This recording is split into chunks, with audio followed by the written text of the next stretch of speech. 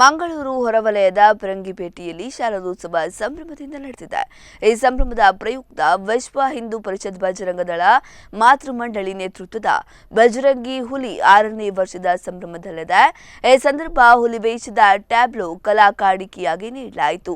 ಹುಲಿವೇಷ ನವರಾತ್ರಿಯ ಸಂದರ್ಭದಲ್ಲಿ, ಅದು ಕೂಡ ದಕ್ಷಿಣ ಕನ್ನಡ ಜಿಲ್ಲೆಯಲ್ಲಿ ಹೆಚ್ಚಾಗಿ ನವರಾತ್ರಿಯ ಸಂದರ್ಭ ಕಾಣಸಿಗುತ್ತೆ. ದೇವಿಯ ವಾಹನವೆಂದು ಕರೆಯಲ್ಪಡುವ ಹುಲಿವೇಷ ನೃತ್ಯ ದೇಶ ವಿದೇಶದಲ್ಲಿಯೂ ಅದರಲ್ಲೂ ದಕ್ಷಿಣ ಕನ್ನಡದ ಹುಲಿವೇಷ ತುಂಬಾನೇ ಪ್ರಸಿದ್ಧ. ಹಾಗಾಗಿ ಹುಲಿವೇಷ ಹಾಕುವ ಸಂದರ್ಭದಲ್ಲಿ ಕೆಲವೊಂದು ಆಚಾರ ವಿಚಾರಗಳನ್ನ ಪಾಲನೆ ಮಾಡಲಾಗುತ್ತೆ. ಹುಲಿವೇಷಧಾರಿಗಳು ಮತ್ತು ಹುಲಿವೇಷ ಸಂಘಟಿಸುವಂತಹ ಸಂಘಟಕರು ದೇವರಿಗೆ ವಿಶೇಷ ಪೂಜೆಯನ್ನು ಸಲ್ಲಿಸುತ್ತಾರೆ. ಹುಲಿಯ ಮುಖದಂತೆ ಹೋಲುವ ಮುಖವಾಡ ದೇವರ ಭಾವಚಿತ್ರದ ಬಳಿ ಇರಿಸಿ ಪೂಜಾ ವಿಧಿವಿಧಾನವನ್ನ ಮಾಡ್ತಾರೆ.